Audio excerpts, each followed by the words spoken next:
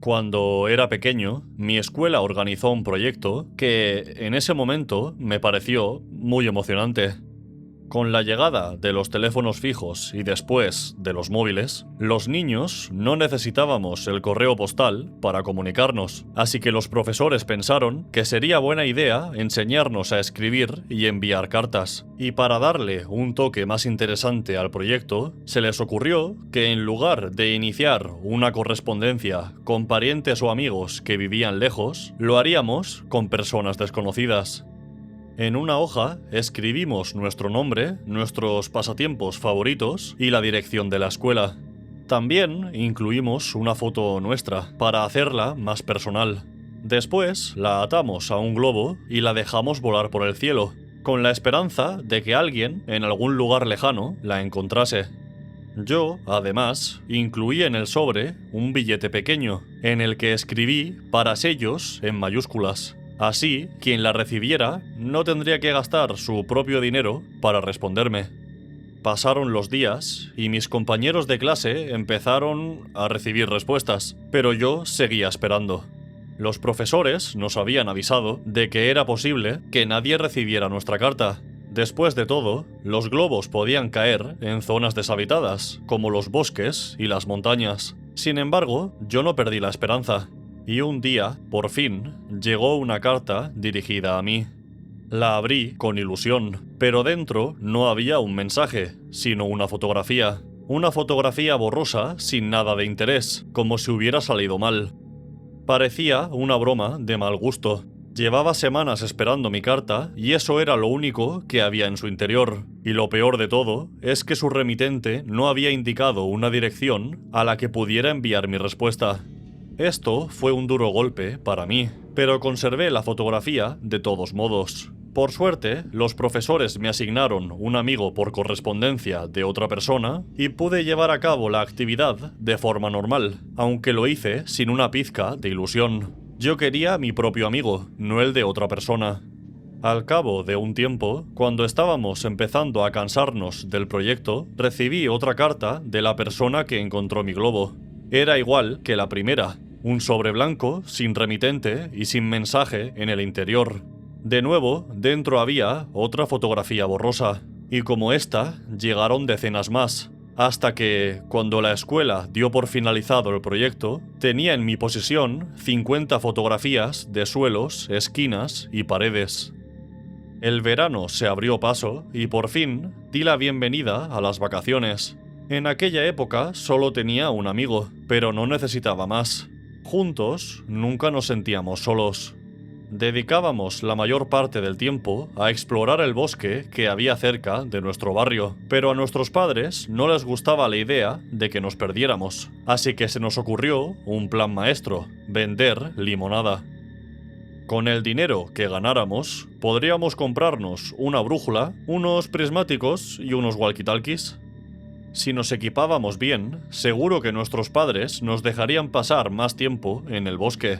Nuestro pequeño negocio funcionó mejor de lo que esperábamos. En la primera semana ganamos lo que planeábamos ganar en un mes. Supongo que como éramos los únicos niños pequeños del barrio y además tratábamos bien a todo el mundo, nuestros vecinos nos tenían cierto cariño. Cuando llegó el momento de repartirnos el dinero, me di cuenta de algo que me dejó de piedra. Entre los billetes con los que nos habían pagado, había uno en el que ponía "para sellos". No me lo podía creer. ¿Cómo era posible que el billete que había enviado con el globo hubiera vuelto a mis manos? Mi mente, de niño pequeño, no era capaz de procesar lo poco probable que era algo así. Y aunque mi amigo sonreía porque le parecía una casualidad impresionante, yo no podía. Había algo en todo esto que me daba escalofríos. Esa misma noche, guiado por una corazonada, saqué del cajón las fotografías borrosas que había recibido durante el proyecto de los globos. Las coloqué en el suelo, una junto a la otra, y entonces me di cuenta. Era difícil verlo, porque las fotografías eran de muy mala calidad, pero en todas ellas, a lo lejos, aparecía yo. En algunas estaba rodeado de otras personas, pero en otras estaba solo. Cerca de la escuela, en mi calle, en la parada del autobús. Asustado, guardé las fotos en el cajón y me refugié bajo las sábanas de mi cama. Esa noche no pude dormir. A la mañana siguiente, quise contarle a mi madre lo que había pasado, pero me dijo que no tenía tiempo, que llegaba tarde al trabajo. Me dio un beso en la frente y me dejó solo en casa. Como no tenía nada que hacer y los nervios me estaban matando, intenté seguir la rutina que realizaba todas las mañanas. Desayuné, me lavé los dientes y fui a revisar el buzón para ver si había llegado correo. Introduje la llave, la giré y el buzón se abrió, pero dentro no había ningún sobre, sino otra cosa. Algo que me miraba como una serpiente venenosa y que no me atrevía a tocar. Algo que me puso la piel de gallina. Dentro del buzón había una fotografía de un bosque en la que, a través de las ramas de los árboles, se apreciaban las figuras de dos niños. Cuando mi madre volvió del trabajo, me dijo con una sonrisa falsa que no pasaba nada, que no había ningún peligro, pero sé que se escondió en el baño y que llamó a la policía. 2 semanas después, hicimos las maletas y nos mudamos muy lejos. Esto que acabáis de escuchar, por suerte, no es una historia real, sino una versión adaptada de los primeros capítulos de Penpal, novela del autor estadounidense Ethan Auerbach, que, a su vez, está basada en el creepypasta que él mismo escribió. Terminé este libro hace unos pocos días y tuvo un impacto tan grande en mí que creo que se merece un vídeo. Como habréis podido intuir, Penpal trata sobre un joven que fue acosado por un desconocido durante su niñez y su adolescencia. Ahora que es un adulto, recuerda su pasado y advierte por primera vez que todos los eventos extraños de su vida están relacionados. El libro está escrito en primera persona, por lo que es el propio protagonista quien narra la historia, y su testimonio, a pesar de ser ficticio, es desgarrador. La trama de Penpal no ocurre en orden cronológico, es decir, que está desordenada.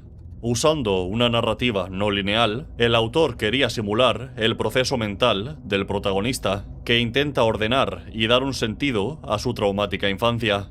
Sin embargo, podemos decir que todo comenzó en el momento en el que soltó el globo. Ese día, el azar decidió que la persona equivocada recibiera su carta y su fotografía.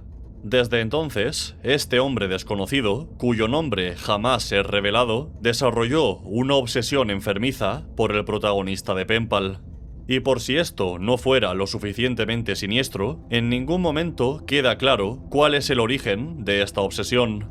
No se especifica si se debe a la atracción física, a un amor platónico o a cualquier otra cosa, y esa incertidumbre es muy poderosa. Este hombre viajó desde el lugar donde vivía hasta el pueblo del protagonista, y ahí empezó el acecho, el acoso silencioso que duró más de 10 años. Siempre cerca, pero no demasiado, para no levantar sospechas, como un águila que sobrevuela a su presa desde los cielos. Lo espía cuando juega en el río con su amigo Josh, roba su camiseta y deja un dibujo dentro del bolsillo de su pantalón. 2 figuras, una grande y una pequeña, cogidas de la mano, junto a un borrón que podría ser el número 15 o el 16. Aunque el significado de esta cifra no es explicado, es bastante evidente que se refiere a la edad a la que el acosador pretende secuestrarlo. El protagonista vuelve a casa y por el camino se encuentra con la anciana señora Maggie, que padece una enfermedad mental y que piensa que él y Josh son sus hijos, a los que hace años que no ve. Por este motivo, los trata con cariño y los invita a pasar a su casa cada vez que los ve. Pero ese día, cuando el protagonista le pregunta si le deja entrar para calentarse, la señora Maggie se niega. Aparentemente porque su marido fallecido acaba de llegar a casa. Esa misma noche, la anciana es asesinada y desmembrada en su propia casa. Más adelante, el gato del protagonista desaparece.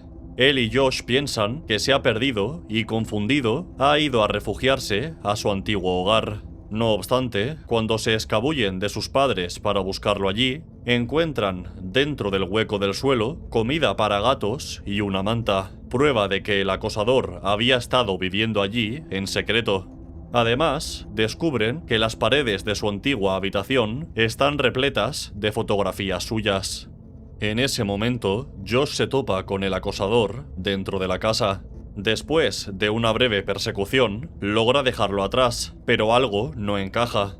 El acosador, en vez de esforzarse por atraparlo, prefiere hacerle una foto.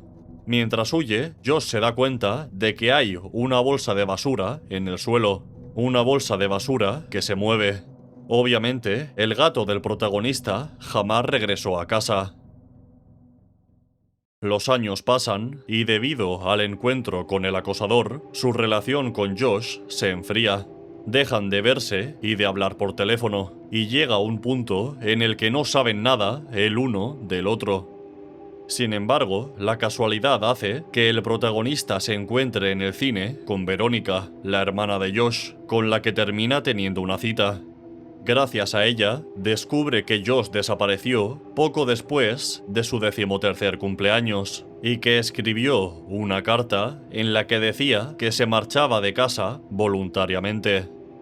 El protagonista sospecha que hay algo extraño en la desaparición de Josh, pero no tiene tiempo de pensar en ello, porque durante una de sus citas con Verónica, un coche la atropella y la deja al borde de la muerte, con todos los huesos rotos y torcidos. La joven es ingresada en el hospital y aunque el protagonista no va a visitarla porque ella no quiere que la vea en esas condiciones, siguen comunicándose a través de mensajes de texto. Pasado un tiempo, Verónica le dice que ya está mejor y sugiere que se vean en el cine. El protagonista no se lo piensa ni un segundo y le dice que sí, pero cuando llega la noche de la cita, ella no aparece. El protagonista se sienta a solas en su butaca, junto a la butaca vacía que ella debería ocupar, y mientras ve la película, un hombre de aspecto siniestro se sienta a su lado. Piensa en decirle que la butaca está ocupada, pero como intuye que Verónica no va a venir, prefiere quedarse callado. Al llegar a casa, le explica a su madre lo ocurrido, y ella, con lágrimas en los ojos, le dice que Verónica lleva varias semanas muerta y que sus padres no saben dónde está su teléfono. Al final del libro, el padre de Josh y Verónica, que ya no acepta trabajos lejos de casa para estar cerca de su mujer, es contratado para realizar reformas en el antiguo barrio del protagonista. Mientras utiliza una excavadora para aplanar un terreno, se da cuenta de que la máquina es incapaz de nivelar un parche concreto de tierra, así que decide hacerlo manualmente. Entonces, recuerda que un hombre lo contrató el mes pasado para tapar algunos agujeros que supuestamente unos vándalos habían excavado en su propiedad, y este parche de tierra era uno de ellos. Cuando empieza a cavar para arreglarlo de una vez por todas, su pala golpea algo duro, un ataúd cubierto por una manta blanca. Al abrirlo, cae de espaldas y casi pierde el conocimiento. Dentro del ataúd está el cadáver de su hijo, pero lo peor es que no está solo. Encima de él hay un cadáver más grande, el de un hombre con una herida horrible en el cuello. En ese momento lo entiende todo. El acosador le había pagado para que lo enterrara vivo al lado de su hijo, pero mientras hacía los preparativos, Josh le mordió en el cuello y lo mató. Por desgracia, el cuerpo del acosador cayó encima de él y no pudo quitárselo de encima, así que no murió en el acto, sino mucho después, probablemente asfixiado o de sed. El padre de Josh aparta el cadáver del desconocido y saca a su hijo del ataúd para abrazarlo, pero al verlo de cerca, algo le llama la atención. Le han teñido el pelo de un color marrón oscuro y la ropa que lleva es demasiado ajustada, demasiado pequeña, como la de un niño. El acosador, al comprender que el protagonista había conseguido escapar de sus garras, secuestró a su mejor amigo, con quien compartía un gran parecido, y lo disfrazó de él. A lo largo del libro, el acosador comete actos horribles. ¿Y por qué?, os preguntaréis. ¿Será por sadismo? ¿Porque siente placer al hacer daño? ¿Para encubrir sus crímenes? ¿Por venganza? No, ninguna de esas respuestas es correcta. Porque el motor que impulsa al villano de Penpal no es otra cosa que el amor. Un amor enfermizo y asqueroso. Un amor absurdo e inmoral, pero amor al fin y al cabo. El mundo es un lugar cruel y peligroso, aunque pretendamos fingir que no está tan mal. En nuestro día a día salimos a la calle, vamos al trabajo o a hacer la compra, vemos una película en el cine o nos tomamos unas copas en una discoteca. Damos paseos nocturnos por el monte, volvemos a casa borrachos y muchas otras cosas. Vivimos sin miedo, como si fuéramos invencibles, y en realidad no lo somos. Lo que nos separa de las víctimas de un asesino en serie es el azar. No somos especiales, simplemente, hasta ahora, hemos tenido suerte. Nada nos asegura que mañana, en una semana o dentro de un mes, un ladrón no entre en nuestra casa y nos apuñale mientras dormimos. Esa es la realidad, aunque finjamos no verla. Si fuéramos conscientes del peligro que corremos en cada momento, no podríamos vivir. Por eso, nuestro cerebro nos obliga a ser ignorantes, a no ver las cosas tal y como son. Ni siquiera los hipocondríacos y los paranoicos son verdaderamente conscientes de la hostilidad del mundo. Y sinceramente, me alegro de que sea así.